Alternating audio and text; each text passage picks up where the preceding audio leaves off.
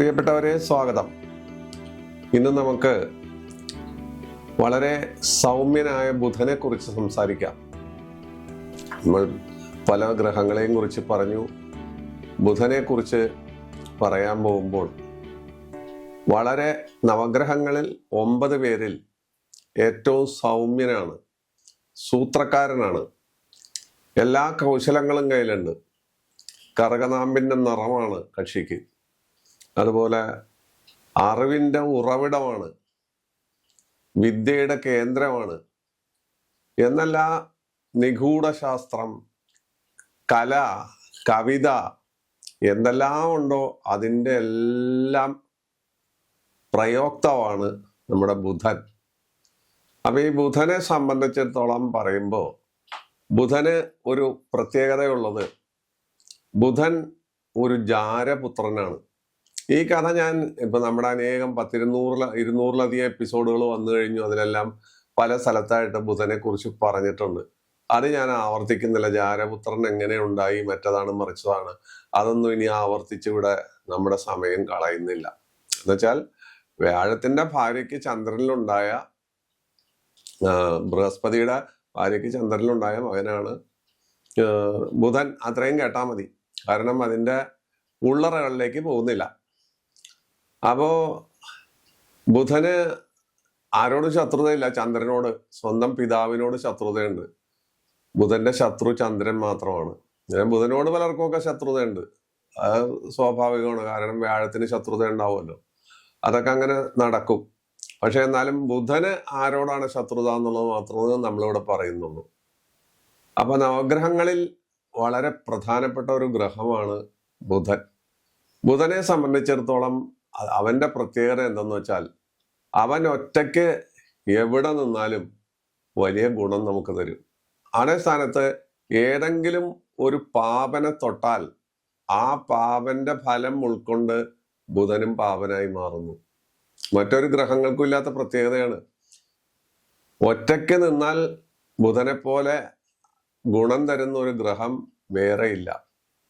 അല്ലാത്ത രീതിയിൽ ഇപ്പൊ രാഹുവിന്റെ കൂടെയോ അല്ലെങ്കിൽ വേറെ ആരുടെ കൂടെ നിൽക്കുന്നുവോ അവരുടെ സ്വഭാവം വലിച്ചെടുത്ത് അവനല്ലാതായി മാറുന്നു എന്നുള്ളതാണ് ബുധന്റെ പ്രത്യേകത. അപ്പൊ ഇവൻ ജാരപുത്രനായതുകൊണ്ട് പലരുടെ അടുത്തും വിദ്യക്ക് വേണ്ടി യാചിച്ചു നടന്നു. ഒരാളും ഇവനെ വിദ്യ പഠിപ്പിച്ചില്ല. സകല ആചാര്യന്മാരുടെ അടുത്തും ബുധൻ കയറി ഇറങ്ങി നടന്ന് യാചിച്ചു, എനിക്ക് പഠിക്കണം, എനിക്ക് അറിവുണ്ടാകണം, എന്നെ ശിഷ്യനായി സ്വീകരിക്കണം. ആരും സ്വീകരിച്ചില്ല. അവൻ എന്ത് ചെയ്തു? സ്വയം വിദ്യകളെല്ലാം കൈക്കലാക്കി സ്വയം പഠിച്ച് അവൻ വിദ്യയുടെ അധിപതിയായി തീർന്നു. അപ്പോ ഇതിനകത്തൊരു കാര്യമുണ്ട്. ബുധനുമായി, അല്ലെങ്കിൽ ബുധൻ ഒരു വ്യക്തിയെ കൂടുതൽ സ്വാധീനിക്കുന്നുണ്ട് എങ്കിൽ അയാളുടെ ലഗ്നാധിപനോ അല്ലെങ്കിൽ കർമാധിപനോ അല്ലെങ്കിൽ വേറെ ഏതെങ്കിലും ഭാഗ്യഭാവാധിപനോ 2ാം സ്ഥാനാധിപ വിദ്യയുടെ അധിപനോ ഒക്കെ ആയി വന്നാൽ, ഈ ബുധൻ ഇങ്ങനെയുള്ള ആളുകള് അവര് വിദ്യയിൽ അങ്ങേ അറ്റത്തെത്തും, അറിവിൽ അങ്ങേ തലയ്ക്കെത്തും, യുക്തി ഉണ്ടാവും, ശാസ്ത്രബോധം ഉണ്ടാവും, അനേക കാര്യങ്ങളാണ്. പക്ഷെ ഇതൊന്നും ഗുരുമുഖത്തുനിന്നായിരിക്കില്ല അവർ പഠിക്കുന്നത്. കോളേജിലും സ്കൂളിലും ക്ലാസ്സിലൊക്കെ പോയി അവിടെ ഇരിക്കും. അവിടെ പലരും പറയും, അതെല്ലാം അവര് ഉൾക്കൊണ്ടോളണമെന്നില്ല, അവര് മനസ്സിൽ അത് ഉൾക്കൊണ്ടോളണമെന്നില്ല. ഷേക്സ്പീരിയൻ ട്രാജഡിയെ കുറിച്ച് സംസാരിക്കുമ്പോൾ നമ്മൾ ക്ലാസ്സിൽ കേട്ടിരിക്കും, മാക്ബത്ത്, ഓഥല്ലോ, ഇതുപോലെ ഏതെങ്കിലും ട്രാജഡി ആയിരിക്കും സാധാരണഗതിയിൽ ഡിഗ്രി ക്ലാസ്സിലും മറ്റും വരുന്നത്. അപ്പോ അതിൽ വരാവുന്ന, ഞങ്ങളെല്ലാം പഠിക്കുന്ന കാലത്ത് അതിൽ വരാവുന്ന ചോദ്യങ്ങളെല്ലാം സാധാരണഗതിയിൽ പ്രൊഫസർമാരൊക്കെ പറയും, ഇന്ന രീതിയിലുള്ള ചോദ്യങ്ങളായിരിക്കും വരുന്നത്. പക്ഷെ ഇവർ ഈ ബുധൻ സ്വാധീനിക്കുന്ന ആളുകള് അവര് അതിലൊന്നും നിൽക്കില്ല. അവര് അതിൽ വേറെ വല്ല കാര്യങ്ങളൊക്കെ കണ്ടെത്തും. AC ബ്രാഡിലെ പോലത്തെ ഷേക്സ്പീരിയൻ ട്രാജഡിയെ കുറിച്ച് എഴുതിയിരിക്കുന്ന അവരുടെ പുസ്തകങ്ങൾ നോക്കിയിട്ട് അവര് ഒരുപക്ഷെ super natural structure in Shakespearean tragedies എന്നൊക്കെ അവർ പറഞ്ഞു കളയും. കാരണം ഷേക്സ്പീരിയൻ ട്രാജഡീസിൽ എല്ലാത്തിലും super natural structure, Aries, Tempest, witches, അതുപോലുള്ള പ്രേതങ്ങളൊക്കെ ഉണ്ട്. അതിനെക്കുറിച്ചായിരിക്കും അവർ പറയുന്നത്. അതാണ് ഇവരുടെ പ്രത്യേകത. കാരണം സാധാരണഗതിയിൽ ഡങ്കന്റെ സ്വഭാവമോ മാക്ബത്തിന്റെ സ്വഭാവമോ ലേഡി മാക്ബത്തിന്റെ സ്വഭാവമോ ഒക്കെ നമുക്ക് വേണമെങ്കിൽ പറയാം, അത് ഭംഗിയായി പറയാം. അത് അവരതായിരിക്കില്ല പറയുന്നത്. അവര് പറയുന്നത് വേറെ വല്ലതും ആയിരിക്കും. കാരണം അവരുടെ ചിന്ത അത്തരത്തിലാണ്, സ്വതന്ത്ര ചിന്തയാണ്. അവരുടെ ബോധം ആ തലത്തിലാണ് പോകുന്നത്. അത് ബുധന്റെ പ്രത്യേകതയാണ്. അവർക്ക് ഉചിതമെന്ന് തോന്നുന്ന കാര്യങ്ങൾ അവർ ചെയ്യുന്നു, മറ്റുള്ളവർ പറയുന്നത് അവരനുസരിക്കില്ല. അത് ബുധന്റെ പ്രത്യേകതയാണ്. അത് ബുധൻ ഒറ്റയ്ക്ക് നിൽക്കണം. ബുധന് മൗഢ്യം വന്നാൽ സംഗതി പണി തീർന്നു. പക്ഷെ ബുധൻ സ്വക്ഷേത്രത്തിൽ തന്റെ കന്നി, അതുപോലെ മിഥുനം മുതലായ സ്വക്ഷേത്രത്തിൽ നിന്ന് മൗഢ്യം വന്നാൽ അവിടെ കുഴപ്പമില്ല. കാരണം ആ മൗഢ്യം അവിടെ ബാധിക്കില്ല, വിദ്യയെ ബാധിക്കില്ല. മറഞ്ഞ ബുധന് നിറഞ്ഞ വിദ്യ എന്നുള്ള ഒരു തിയറി കൂടി അവിടെ നിലവിലുണ്ട്. അതുപോലെ വക്രമൗഢ്യം വരും. വക്രത്തിൽ പോകുമ്പോൾ മൗഢ്യം വന്നാൽ സാധാരണ ജ്യോത്സ്യന്മാർ എഴുതി വയ്ക്കും ഒരു വിദ്യയില്ല, തൊലഞ്ഞു പോവും എന്ന് എഴുതി വയ്ക്കും. ഇല്ല, അങ്ങനെ വക്രമൗഢ്യത്തിൽ ബുധന് ബലം കൂടുകയും വിദ്യ ഇരട്ടിയായി മാറുകയും ചെയ്യുന്നതായിട്ടാണ് അനേക ജാതകങ്ങൾ, അനേക പ്രതിഭാശാലികളുടെ ജാതകം നോക്കുമ്പോൾ ബുധന് വക്രമൗഢ്യം ഉള്ളതായി കാണുന്നു. അതുപോലെ പല കുട്ടികളുടെ ജാതകങ്ങൾ എടുത്ത് നോക്കുമ്പോഴും ഇവരെഴുതി വെച്ചിട്ടുണ്ടാവും അങ്ങനെ മൗഢ്യമുണ്ട്, ഇങ്ങനെ മൗഢ്യമുണ്ട്, അതുകൊണ്ട് വിദ്യ തകരാറാവും. ഒരിക്കലുമല്ല, വളരെ സൂക്ഷിച്ചു നോക്കണം. അപ്പൊ ബുധന്റെ പ്രത്യേകതകളെ കുറിച്ച് ഏതാനും വാക്കുകളാണ് ഞാൻ പറഞ്ഞത്. ബുധൻ എന്താണ്, ഏതാണ്, അയാളുടെ സ്ഥിതിഗതി എന്താണ്, അയാളുടെ സ്വഭാവം എന്താണ്. സൗമ്യ സ്വഭാവമാണ്. മറ്റുള്ളവരുടെ കൂടിയാൽ ചന്ദനം ചാരിയാൽ ചന്ദനം വാസനിക്കും, മുരുക്കിനെ ചാരിയാൽ മുരുക്ക് മണക്കും. ഇതാണ് ബുധന്റെ സ്വഭാവഗതി. ആള് വളരെ യോഗ്യനാണ്, അറിവും എല്ലാം കയ്യിലുണ്ട്. പക്ഷെ മറ്റുള്ളവരുടെ കൂട്ടുകെട്ടിൽ അയാളുടെ സ്വഭാവം വെടിഞ്ഞ് വേറൊരാളായി മാറുന്നു എന്നുള്ളതാണ് ഏറ്റവും വലിയ പ്രത്യേകത. ബുധനെ സംബന്ധിച്ചിടത്തോളം ഒരു പ്രത്യേകത കാണുന്നത്, ഒരു വ്യക്തിയുടെ ജാതകത്തിൽ എന്തെല്ലാം ദോഷങ്ങളും എത്രത്തോളം ദോഷങ്ങളുണ്ടെങ്കിലും അയാളുടെ ജാതകത്തിൽ ലഗ്നത്തിൽ ബുധൻ നിന്നാൽ ഈ സർവ്വദോഷങ്ങളെയും കത്തിച്ചു കളയും. അതും ബുധന്റെ ഒരു പ്രത്യേകതയാണ്. പ്രത്യേകം ഓർത്തിരിക്കണം ആ കാര്യം. ബുധൻ ഒറ്റാളും, പക്ഷെ ഒറ്റയ്ക്കായിരിക്കണം നിൽക്കുന്നത്. അത് ലഗ്നാധിപൻ കൂടിയായാൽ കാര്യം ഗംഭീരമായി. ലഗ്നാധിപൻ കർമാധിപത്യവും വഹിച്ച് ഭാഗ്യസ്ഥാനത്ത് വർഗോത്തമം ചെയ്ത് നിൽക്കുന്ന ജാതകങ്ങളുണ്ട്. ഇതൊക്കെ ഇത്തിരി കടികെട്ടിയായ കാര്യമാണ് ഈ പറയുന്നത്. വെച്ചാൽ ലഗ്നാധിപൻ ബുധൻ എന്ന് വെച്ചാൽ കന്നിയാണ് ലഗ്നം എന്ന് കൂട്ടാ. അതിന്റെ കർമാധിപത്യം മിഥുനമാണ് വരുന്നത്. അത് കഴിഞ്ഞിട്ട് അത് ഇടവത്തിൽ പരിവർത്തന യോഗം ചെയ്ത് വർഗോത്തമം ചെയ്യുക, അവിടെ തന്നെ നിന്നിട്ട് അവിടെ തന്നെ അംശിക്കുക. അങ്ങനെയൊക്കെയുള്ള ജാതകങ്ങൾ സാധാരണ കാണാറുണ്ട്. അവരെല്ലാം ബുദ്ധി കൂർമ്മത കൊണ്ടും അവരുടേതായ പ്രത്യേക തന്ത്രങ്ങൾ കൊണ്ടും അവര് മറ്റുള്ളവരെ മയക്കിക്കളയും. മനുഷ്യനെ മയക്കാനുള്ള കഴിവ് ബുധന് അപാരമായിട്ടുണ്ട്. പക്ഷെ അവൻ സ്വതന്ത്രനായിരിക്കണം, അവൻ ശുഭനായിരിക്കണം, അവനെ പാപത്വം തീണ്ടാൻ പാടില്ല എന്നുള്ള നിയമം എപ്പോഴും ബുധൻ അനുവർത്തിക്കുന്നു. അത് ബുധനെ സംബന്ധിച്ച് വളരെ പ്രാധാന്യമുള്ള കാര്യമാണ്. പാപബന്ധം കൈക്കൊള്ളാതിരിക്കുക, പാപക്ഷേത്രത്തിൽ നിൽക്കാതിരിക്കുക, ഇങ്ങനെയൊക്കെയുള്ള കാര്യങ്ങൾ. അപ്പൊ ഇതാണ് ബുധനെ കുറിച്ച് എനിക്ക് പുതിയതായി പറയാനുള്ള കാര്യങ്ങൾ. ഈ ബുധനെ കുറിച്ച് ഒരുപാട് കാര്യങ്ങൾ നമ്മൾ പറഞ്ഞിട്ടുണ്ട്. അതെല്ലാം ഇനി ഇവിടെ റിപ്പീറ്റ് ചെയ്താൽ അത് പ്രേക്ഷകർക്ക് ബോറടിക്കും. അതുകൊണ്ട് ഇത്രയും കാര്യങ്ങൾ നമ്മൾ പറഞ്ഞുകൊണ്ട് നമ്മൾ വീണ്ടും മുന്നോട്ട് പോവുകയാണ്. ബുധൻ എന്ന് പറഞ്ഞ ഗ്രഹം അത് ശുഭനാണ്. ബുധന്റെ ദൈവം അല്ലെങ്കിൽ ആരാധനാമൂർത്തി അവതാര വിഷ്ണുവാണ്. അത് ശ്രീരാമനാണ്. ശ്രീരാമനോടടുത്ത് ഹനുമാൻ ഉണ്ടാവും. പക്ഷെ ബുധന്റെ നിൽപ്പനുസരിച്ച് ദേവി മൂകാംബികയും നമുക്ക് ആരാധിക്കാം, അതുപോലെ ദക്ഷിണാമൂർത്തിയെയും നമുക്ക് ആരാധിക്കാം. കാരണം ഇവരെല്ലാം അറിവിന്റെ മൂർത്തികളാണ്. എന്നുവെച്ചാൽ അറിവിന്റെ മൂർത്തികളാണ് ഈ ആളുകളെല്ലാം. പക്ഷെ എന്നിരുന്നാലും ബുധൻ എന്ന് വെച്ചാൽ ശ്രീരാമൻ, അവതാര വിഷ്ണു എന്നാണ് നമ്മൾ ധ്വനിപ്പിക്കുന്നത്. അപ്പോൾ അത് പ്രത്യേകം ഓർത്തിരിക്കുക. അപ്പൊ ബുധനെ സംബന്ധിച്ച് ബുധൻ ഞാൻ പല കാര്യങ്ങൾ പറഞ്ഞു. ലഗ്നത്തിൽ നിന്നാലുള്ള പ്രത്യേകത ആദ്യമേ പറഞ്ഞതാണ്. അതിബുദ്ധി, വിദ്യ, കല, സാഹിത്യം, ആയുസ്.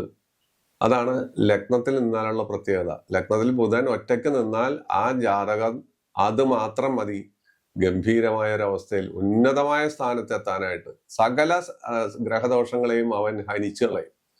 2-ൽ നിന്നാൽ 2 വിദ്യാസ്ഥാനമല്ലേ, മുഖം വിദ്യാസ്ഥാനമൊക്കെയാണ്. മുഖത്തിനൊരു ശ്രീത്വം ഉണ്ടാവും.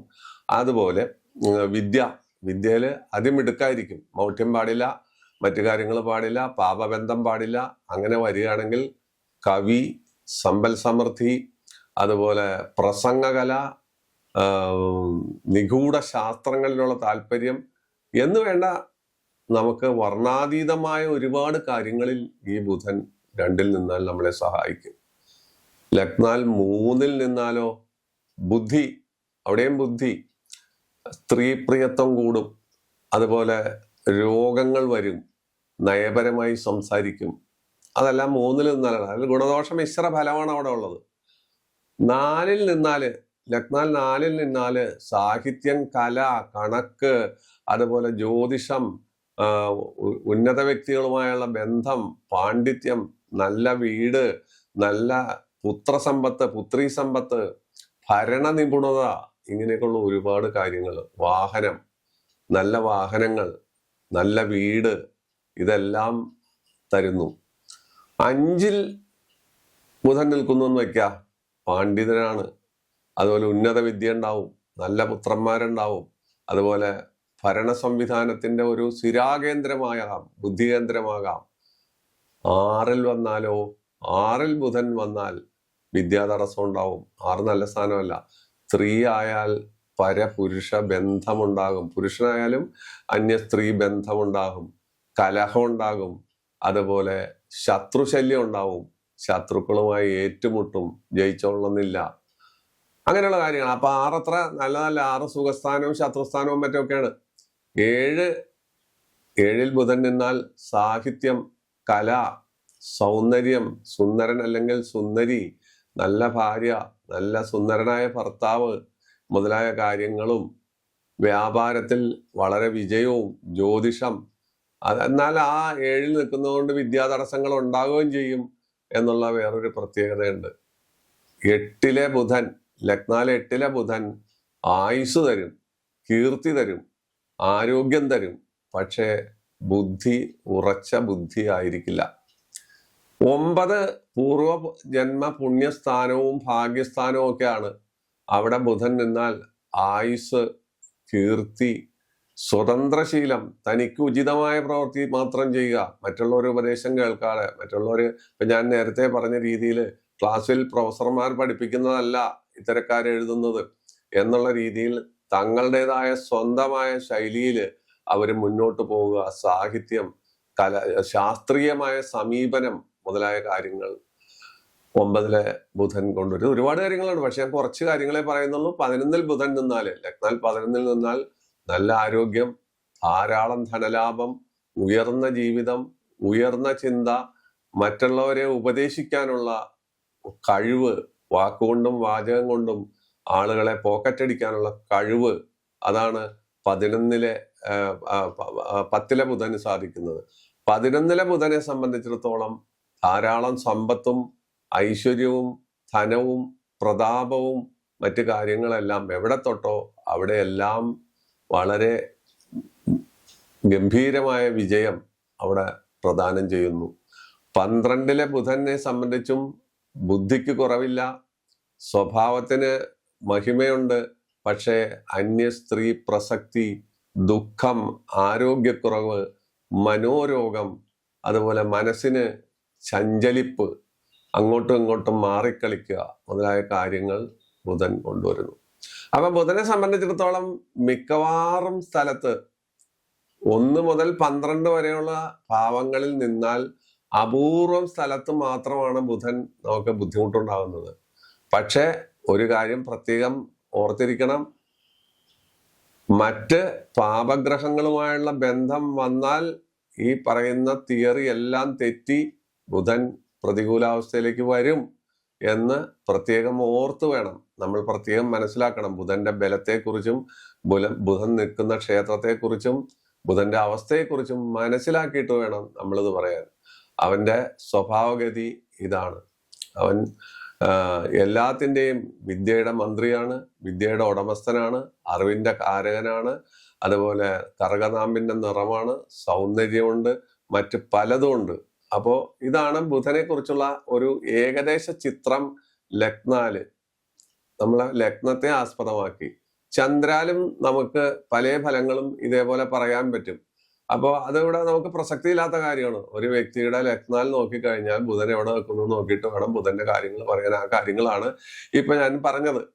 ഇനി നമുക്ക് അപഹാരത്തിലേക്ക് പോയാലോ. ഞാൻ എല്ലാത്തിലും പറയാറുണ്ട്, ബുധൻ മഹാരാജാവും അപഹാരനാഥൻ മന്ത്രിയുമാണ്.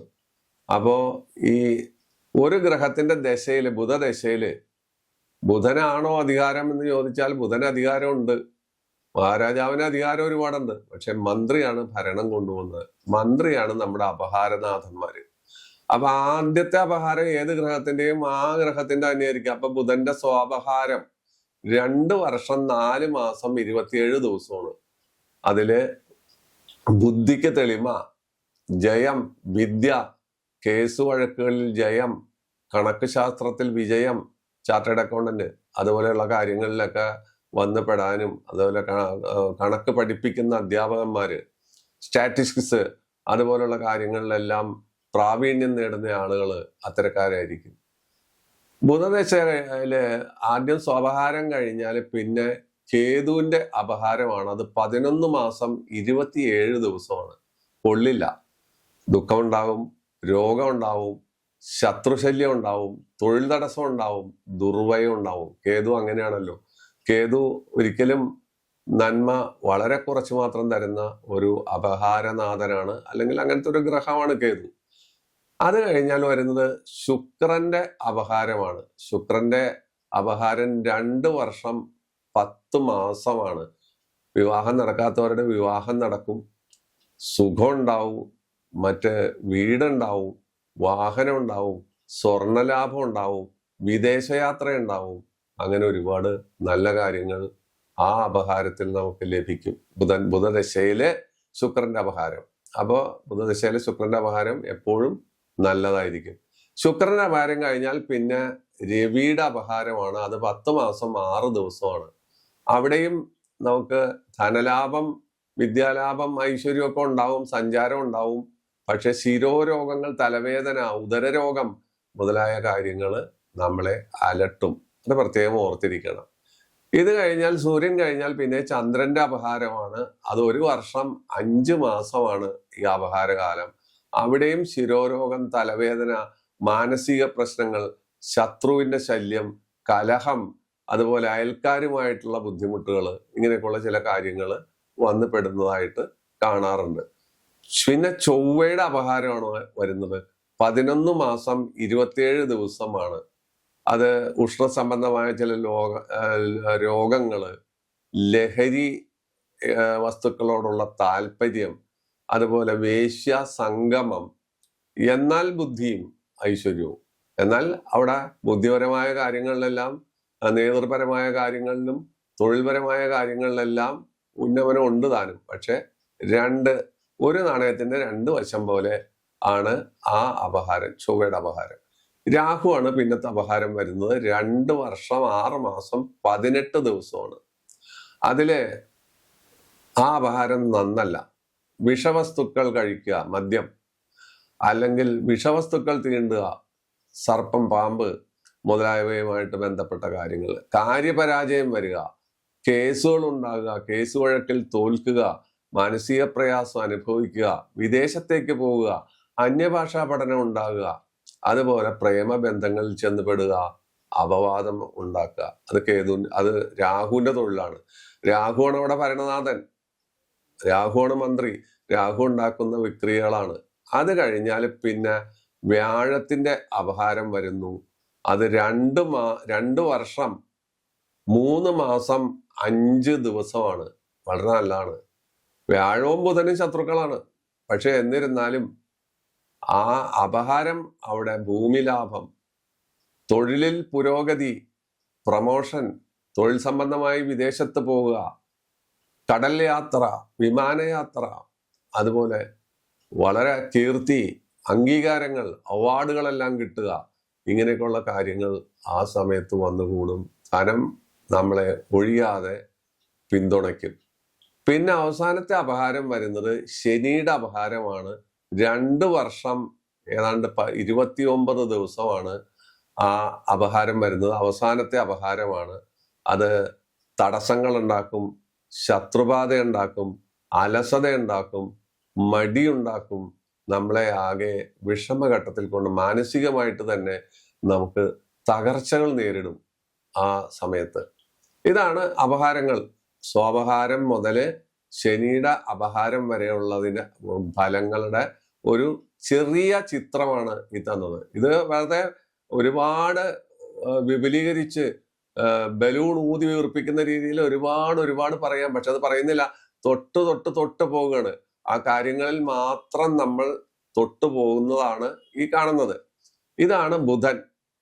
സൗമ്യരിൽ സൗമ്യരായ ബുധന്റെ കഥ ഇതാണ്.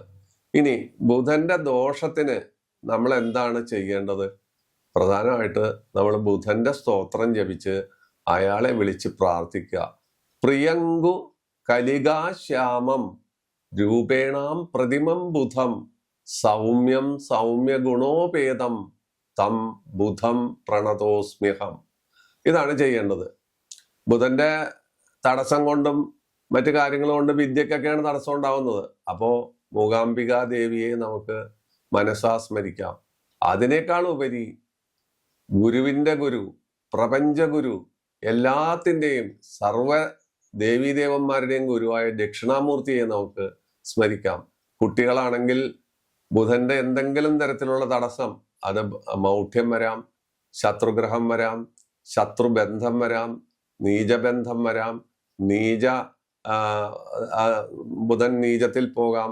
ഇങ്ങനെയൊക്കെയുള്ള കാര്യങ്ങൾ വരുന്ന സമയത്ത് ഉണ്ടാകുന്ന കുഴപ്പത്തിന് പഠിക്കാനിരിക്കുന്നതിന് മുമ്പ് ദക്ഷിണാമൂർത്തി മന്ത്രം 3 വട്ടം ഉരുവിട്ടാൽ മതി. ആ കുട്ടികൾക്ക് ബുദ്ധിയും വിവേകവും, മൂകന് ചെവി കേൾക്കാനുള്ള അന്തരീക്ഷവും, കുരുടന് കാഴ്ചശക്തി കിട്ടുന്ന രീതിയും എന്നതുപോലെ അറിവും വെളിച്ചവും നമുക്ക് പകർന്നു തരുന്ന മന്ത്രമാണ് ദക്ഷിണാമൂർത്തി മന്ത്രം. അത് ഗുരുവിന്റെ ഗുരുവാണ്, പ്രപഞ്ച ഗുരുവാണ്. ഗുരുവേ സർവലോകാനാം ഭിഷജേ ഭവരോഗിനാം നിധയേ സർവവിദ്യാനാം ദക്ഷിണാമൂർത്തി നമോ നമ.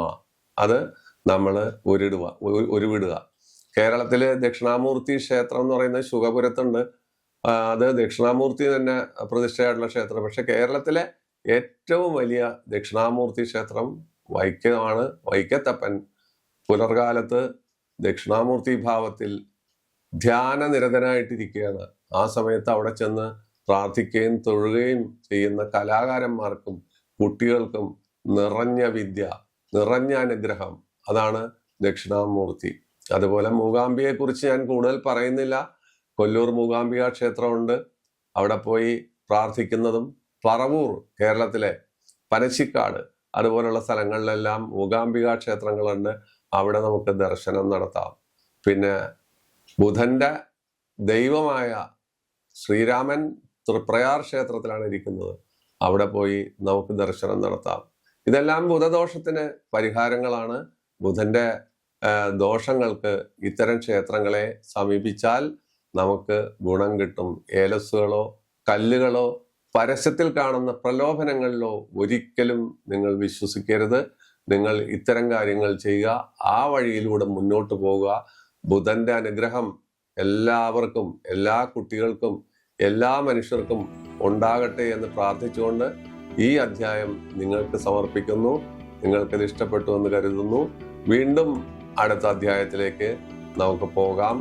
എല്ലാ ബുധനാഴ്ചയും എല്ലാ ശനിയാഴ്ചയും നമ്മൾ കണ്ടുകൊണ്ടേയിരിക്കും. നന്ദി, നമസ്കാരം.